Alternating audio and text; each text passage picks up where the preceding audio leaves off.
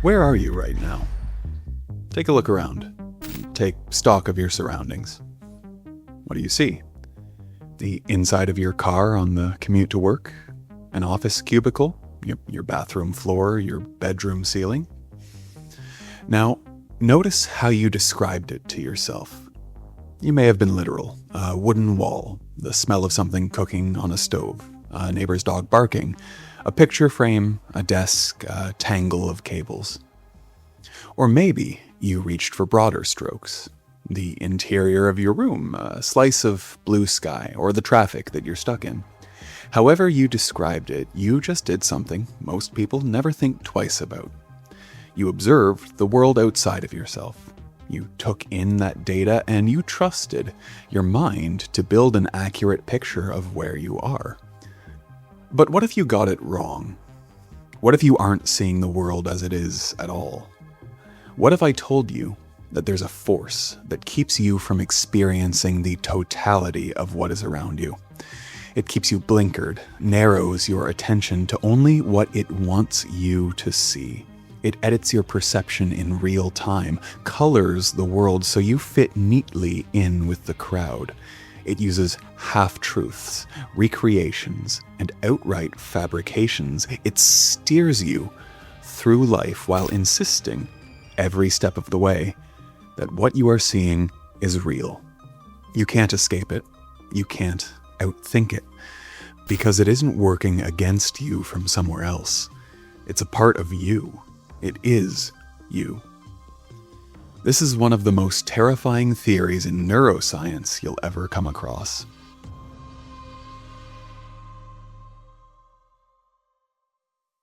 Your brain is incredibly powerful, yet so vulnerable at the same time.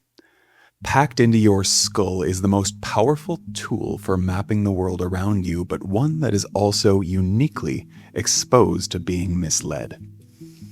Think about what your brain has to do every second that you're awake. It doesn't have the time or the energy to carefully analyze every photon hitting your eyes or every sound wave reaching your ear. So it cheats. It takes shortcuts. It fills in gaps with assumptions and decides in advance what's probably true based on what's worked before.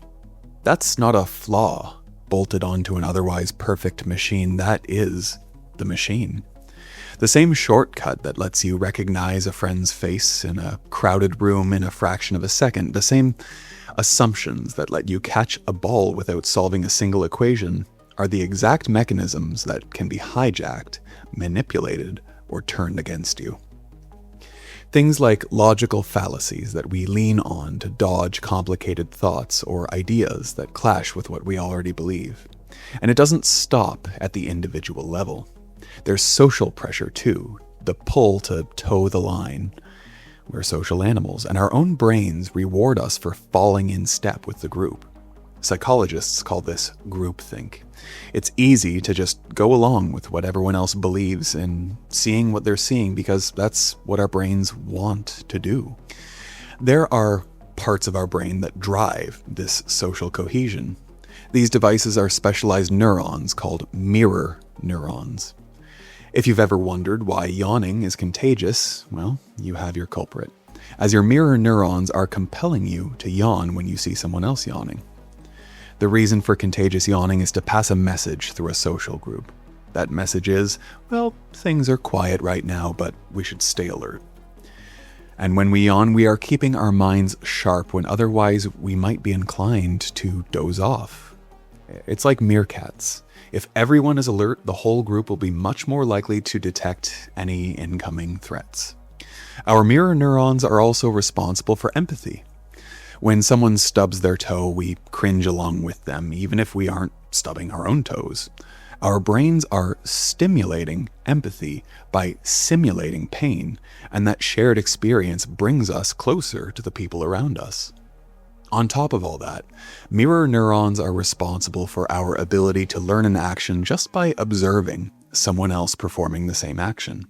In our infancy, we learn a lot about how to relate with the world around us by watching our parents or other authority figures. It's in this way that behavior is quietly passed down from one generation to the next. But these mirror neurons can also take us down strange and dark paths. Before we get into that, here's something worth sitting with. If perception itself is this unreliable, human memory is worse. It doesn't just fade, it gets rewritten a little every time you retell it. And that's something I deal with on two levels. The big metaphorical, who am I, really, version, and the much more annoying day-to-day version. When making these videos, I talk with a lot of the team and also with experts, research calls, brainstorming sessions, interviews, and for the longest time, I'd either completely forget everything I heard and have to rewatch the entire meeting back, or walk away with a notebook full of half-finished scribbles and a memory that, ironically, wasn't filling in the gaps very well. That's why I started using the Plaud Note Pro, a physical AI assistant that sits in on your conversations, so you can stay present without relying on your memory afterwards. One press starts studio-quality recording, even from several meters away. A quick second press marks important moments, so the AI knows exactly what mattered. But the part that's actually changed my workflow is Ask Plaud. After a session, I can type something in like, what did we agree on for this deadline? And it pulls the answer straight from the transcript instead of having to scrub through an hour of audio. It's also built with privacy in mind, so it's GDPR, HIPAA, and SOC2 compliant. And your records are never used to train their AI models. Just keep in mind that if you're recording other people, you really should get their consent first. To stop relying on your memory and start remembering everything from your important conversations, click the first link in the description and use the code to get 10% off your order. Now back to our story. In 1518, a craze swept the people of Strasbourg, a region that today is part of France. A woman named Frau Trophia and her daughter, Fräulein Emma Gotz, began to dance in the streets of Strasbourg. There was no celebration planned for the day, and there was no music playing. But soon they would be joined by others, some of whom were dancing with such a single-minded obsession that only death had the power to stop them. By mid-August, the mysterious affliction had affected up to 400 people. The dancers were moving spasmodically, their bodies drenched with sweat. Many collapsed mid-dance, and others wore through their shoes and stained the flagstones of their town with bloody footprints. There are disagreements with the death toll, but historians estimate that on average, 15 people a day were dying due to hunger or acute heart attacks at the peak of the incident. And then, by September, it was over. The Strasbourg dancing epidemic came and went, and left clergy, physicians, epidemiologists, and historians scratching their heads. The incident is one of the earlier examples of what is referred to as mass psychogenic illness, an anxiety condition that spreads through tight-knit communities. By 1518, Strasbourg had experienced a succession of famines, high grain prices, an outbreak of syphilis, and a recurrence of leprosy and the plague. The people were, simply put, at their wits' end, and tensions were high. With a population constantly in survival mode, mental health declined and created a populace primed for a collective crash-out. Stress and cognitive load have been linked to higher rates of suggestibility. If you've ever had to cram for exams or stay up until the wee hours of the morning finishing a paper that's due the same day, then you probably know the feeling. How stress starts taking over every part of you until it becomes harder and harder to think properly, and then, bam, you snap at everything and everyone. You stop thinking rationally through problems and you start taking shortcuts. Maybe you've noticed that while you're in a stress hole just trying to get that last bit of the project done, that the people around you begin to take on that pressure as well. Or maybe you've been the other person, watching a loved one spiral further and further and feeling yourself get stressed just by being near them. The mood is contagious. Soon enough, everyone is having a terrible, terrible time. The people of Strasbourg were exposed to extreme stress by their environment. They were neurologically susceptible to suggestion. Because of these two factors, an entire population shared the same collective hallucination that there was a very real disease that was ravaging their town, forcing townsfolk to dance without end. To be clear, there was no dancing plague. But for the people living in Strasbourg, it was very real. Their perceptions, and even their health, was influenced by this social phantasm. They experienced something as though it was very real. They suffered and died of a fake disease that, in the moment, felt as real as the ground they were standing on. And Strasbourg wasn't an isolated incident of mass hysteria. Other such incidents have occurred throughout history, up to and including the evil clown panic of 2016. Maybe you remember that too. Rumors on the internet about people dressed as clowns attacking other people on the streets. Perhaps there were some isolated incidents here and there, but the coulrophobia, the fear of clowns, that resulted was everywhere for a time. I even had friends warning me, without any sense of irony, to watch out for dangerous clowns. Weird times. There weren't any roving bands of clowns menacing people in the dead of night, but a shared social belief had managed to prevail on otherwise rational people that there were clown-masked assailants lurking in every corner. On that note, technology and the internet in particular have done a lot of heavy lifting in demystifying a lot of urban legends. But at the same time, misinformation and disinformation have both been given a powerful avenue to spread through the populace and further warp perceptions away from reality. The scary part of all of this is that these perception-warping empathic contagions aren't just limited to stressed-out populations. Our language and culture have a huge effect on our understanding of the world around us.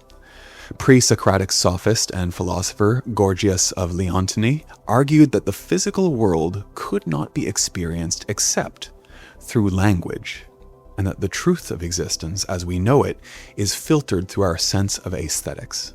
Gorgias claimed that only through language could we figure out the physical world. The truth of reality, then, is based on cultural preference or a functional consequence of our upbringing. Language forms the bedrock of our thoughts. Our experience of the world is influenced by the words that we have access to. With gendered languages like German, a bridge can be beautiful or elegant because the German word for bridge, Brücke, is gendered feminine. But with Spanish, the word for bridge is puente, gendered male, so bridges are often described with masculine-coded words like strong, sturdy, or imposing. And it's the same with grammar. When someone you know walks into an antique store and accidentally breaks a plate, an English-speaking person would say, "Oh, well, so-and-so broke a plate." Where in Japanese you would say, "the plate broke." Notice how one linguistic structure creates guilt even though it was an accident, and the other simply recounts events without accusation. Language determines your thought patterns by creating or removing avenues for you to interpret your experiences. Your thoughts and feelings themselves are limited by the words that you have available to you.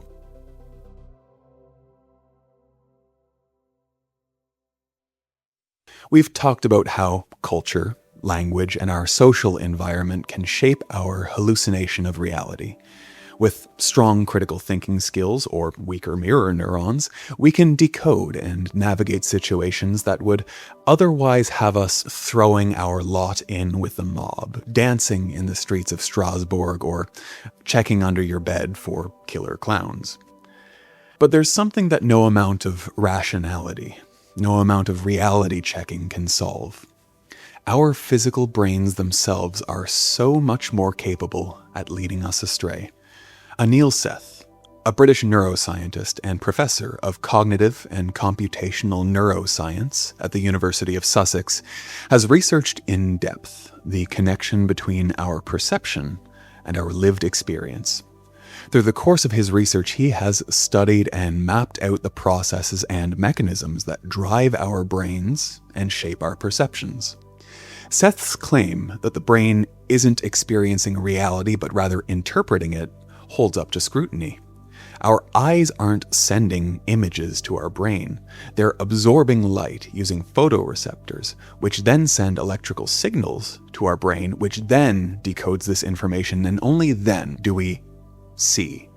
It's the same with all of our senses.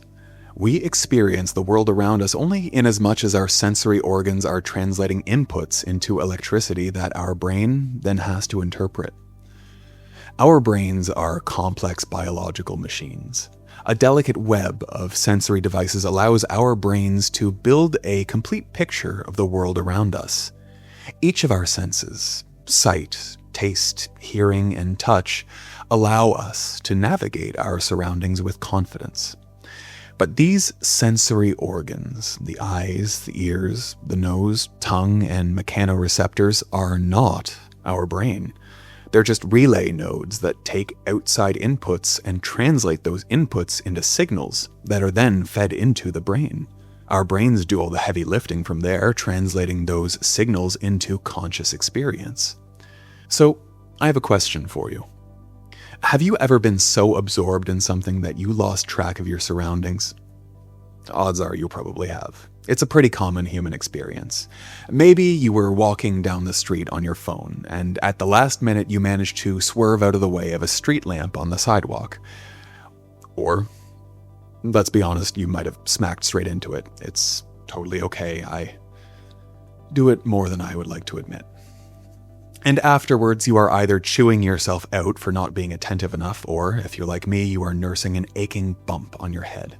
But you, in the moment, were so absorbed in what you were doing that you couldn't see the pole. You only have enough attention to focus on so many things at once. But just where is that limit? There's a lot of data coming at us all the time. According to a study by Jiyu Zhang and Marcus Meister, our brains take in a staggering 1 billion bits of information per second. This is everything that we encounter with all of our senses all at once. The sensation of you sitting or breathing, seeing, and hearing, of that 1 billion bits per second, we only consciously feel reality at 10 bits per second. So of the billion bits that we take in, we experience only 10, leaving something like 999,999,999 bits that we are just unaware of every second of every day. So where does it all go? If we really felt all of that input, we would be a mess. It would be constant overstimulation all of the time. We wouldn't get anything done. But it's not like this data just disappears. A theory about where the staggering mass of data goes is that it's shuffled into the subconscious to be figured out later on. We have a really cool video about the subconscious and dreaming. If you'd like to explore that topic more, you can watch it right after this one. But the question that I'm left with is, what does the brain choose out of this massive data set for us to actually experience? If we only feel 0.0000001% of what our brains collect, what makes one piece of information more important than another? And, more importantly, how much of the world do we actually see if so much of it is locked away in our subconscious? Building on that, I want to talk about your eyes. They look really nice, by the way. But I'm even more interested in how they look. When you look at something, you feel as though your eyes are still, they're fixed on whatever you are looking at. But your eyes are actually moving the whole time. While you're softly focusing on the world around you, your eyes are twitching back and forth rapidly in movements called saccades. These micro movements of the eyes are hard to catch, but they move our eyes over key aspects of what we're looking at. Your eyes make these tiny movements 3 to 5 times a second, and it's thanks to these that we're able to see in as much detail as we are. But there is always a catch. Since our focus is spread out over 3 to 5 points every second, the information that is arriving in the occipital lobe of our brain is actually full of holes. But that's not what we see. Odds are, as you're watching this video, my face doesn't look like Swiss cheese. But if it ever does, please tell me. No. There's a good chance that what you're seeing is my entire face, a couch, some shelves. And what you aren't seeing is those gaps in your vision. But why don't you notice them? Well, I had the same question. And as I was researching conscious experience, I was hit by a haymaker of a concept that really drove hallucination theory home for me. According to Seth and many other neuroscientists, our subconscious fills in these holes in our perception with what it thinks should go in these spaces. It doesn't take the time to fill in the full picture before feeding it back to us. It's not working harder to pull in extra information to fill in those gaps. It is guessing what lives in those empty spaces based on what it expects to see. In case that needs repeating, our minds are seeing a fragment of a picture and then painting the rest in real time. Then we experience that image and call it objective experience. Well, that's mind-blowing. Your brain is hallucinating reality to fill in the gaps, and there is further information that suggests that what it is imagining may not even resemble the outside world. In 1996, a study on perception by Kovacs et al. Concluded that while we do take in all of the details of an image that we're seeing, our brains are erasing information that our brains judge to be too improbable, even if that information is staring us right in the face. So the reality that we see is less empirical and more run on vibes than anything else, being either shown to us because it makes sense to our subconscious or discarded if it doesn't. Our brains have the capacity to not only fill in the blanks, but to omit or alter inputs that don't conform with its own internal logic.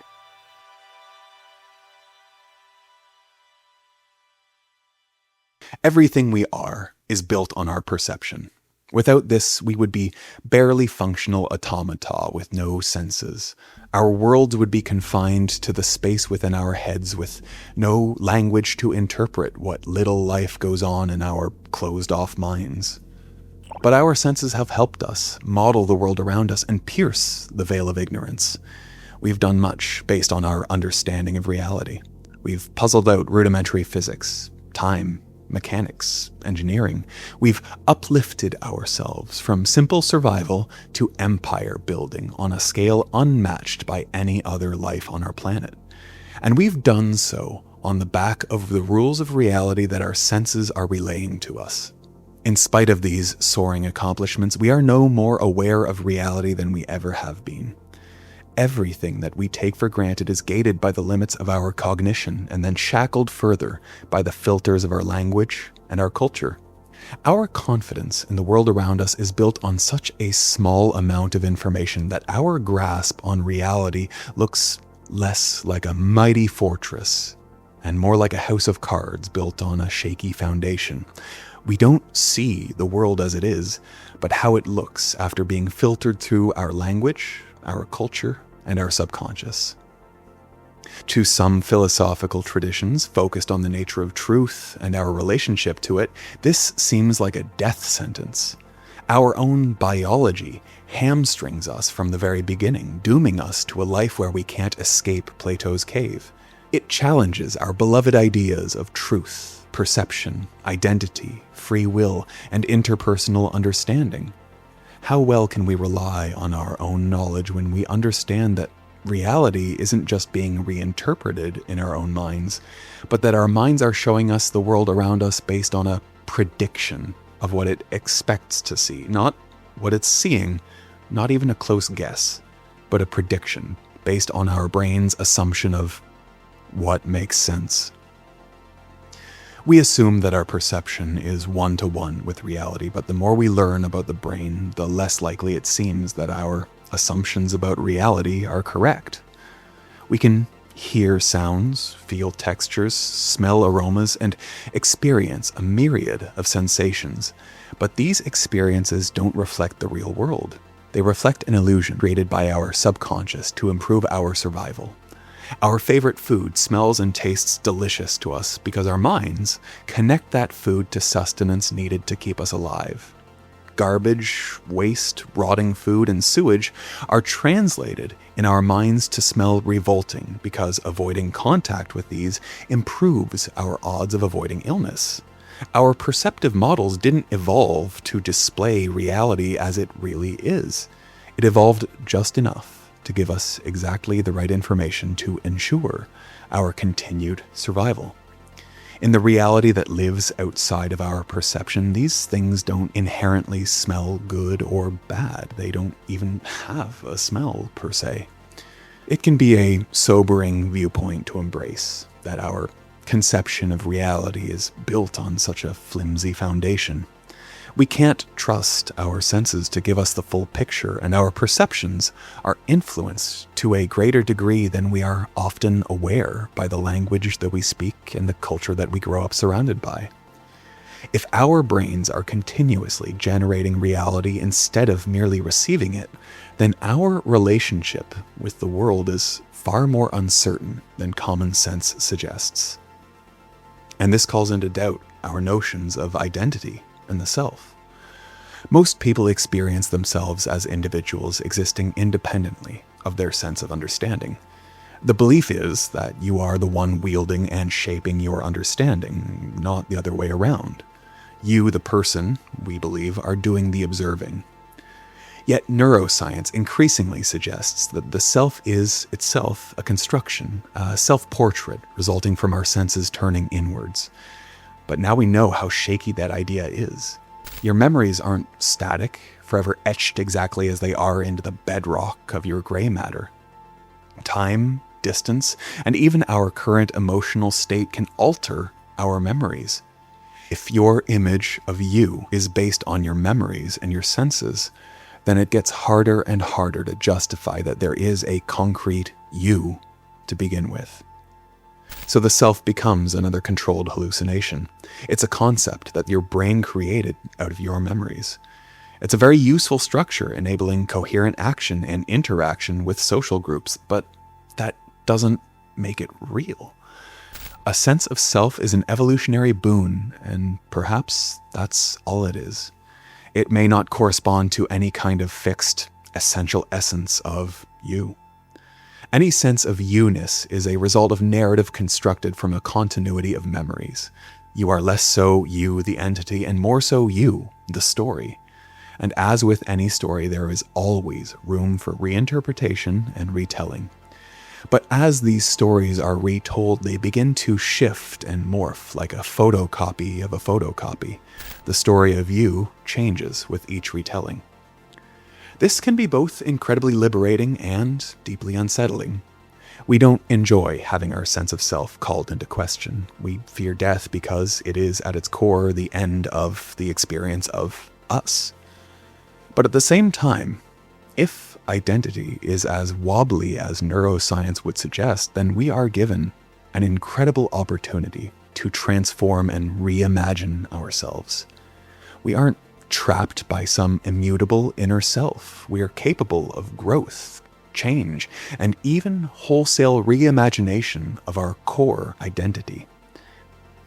And I think there is another silver lining that comes with embracing such uncertainty. For one, I don't think that accepting the limitations of our senses should lead to radical skepticism. Our brains evolved to make sense of an overwhelming amount of data and to prioritize our survival and our ability to navigate our surroundings with success. Even if the models generated by the brain may not reflect reality, at the very least, these models seem to be constrained by reality. It becomes less a perfect simulation and more like a map. We lose confidence in the fine details, but the layout is still useful as a guide. More important to me, and I hope you can take it this way as well, is how it teaches us humility. All of us are working with different pieces of the same puzzle. If our experience is a model instead of true observation, then any kind of certainty becomes impossible to justify. We often assume that what we are seeing hearing and believing is the way things really are. And yet, different cultures and individuals all experience the world differently. What comes off as self-evident to you may be invisible to someone else. And this insight can foster empathy. When we accept that others genuinely experience the world differently than we do, disagreement becomes less a matter of ignorance or malice and more a natural result of multiple individuals having different mental models. The realization that perception is interpreted on the fly rather than purely objective should encourage both patience in our interaction with others and openness about our own experiences. Recognizing the constructed nature of perception reminds us all that our understanding will never be perfect. We'll never see the full picture. The same grace that you would and should extend to yourself for operating with less than perfect information should absolutely be extended to others. Anyone who claims that they have the world figured out is fooling themselves. If talking about how our brains can cause us to hallucinate reality got your imagination going, then I recommend this video, where we discuss how quantum mechanics can affect our conscious minds.